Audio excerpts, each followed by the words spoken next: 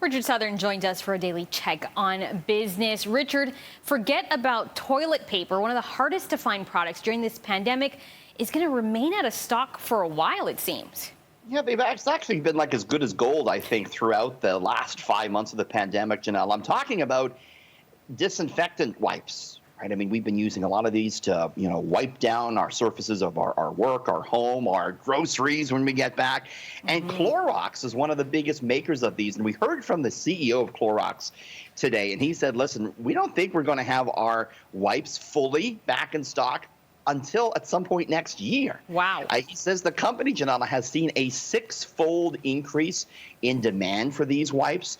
He says other products that the company makes, like its liquid bleach, they're going to have that fully back in stock soon, but not the wipes because everybody wants them. Lysol wipes also in short supply. In Janela, I saw on social media over the weekend that you had a very rare discovery. I did indeed. I basically won the lottery while I was grocery shopping because I check every time. Here's a picture I snapped and I posted on Twitter.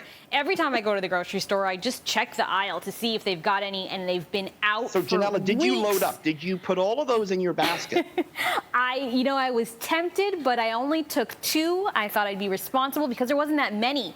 Actually, there's only those 2 boxes. So there was maybe 8 or 12 of them left on the shelf. And there was a lady behind me as well who was marveling at the fact that there were even Lysol wipes. Good for you, Janelle. I'll make you a good price on one of those. We'll talk later. I'll make you a price. I don't know. It'd have to be a pretty good price for me to give those up.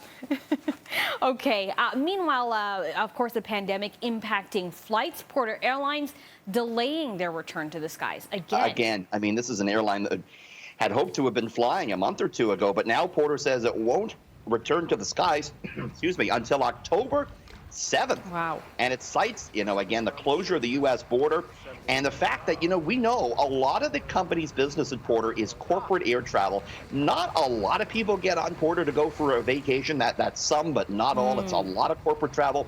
And corporate travel just doesn't exist right now. So the airline probably doesn't see a good business case to take flight.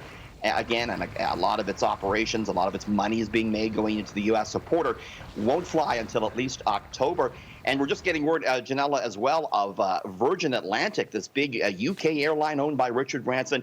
It's just filed for bankruptcy protection in New York. Wow. So the airlines are hurting right now. Really? Wow, that is surprising news. Okay, this last story is seems a bit counterintuitive to me, but a new survey is showing that the average workday is getting longer during the pandemic. How so? Yep.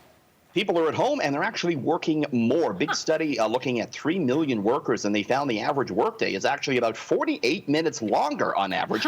It also found that meetings have increased by 13%. Oh, boy. And the average emails have increased by just over 1 extra email per day compared to pre-pandemic levels. The one positive was those extra meetings weren't lasting quite as long. Okay, that's good. That is good, but it seems, Janela, when we can sort of log on at home and work whenever we want, we tend to do so more often. So we're working. Hey, Janela, you and I are back just a little bit after 6:30. We're looking at an incredible story out of a swimming pool, a big swimming story, and more coming up just after 6:30. Okay, can't wait. We'll chat next hour.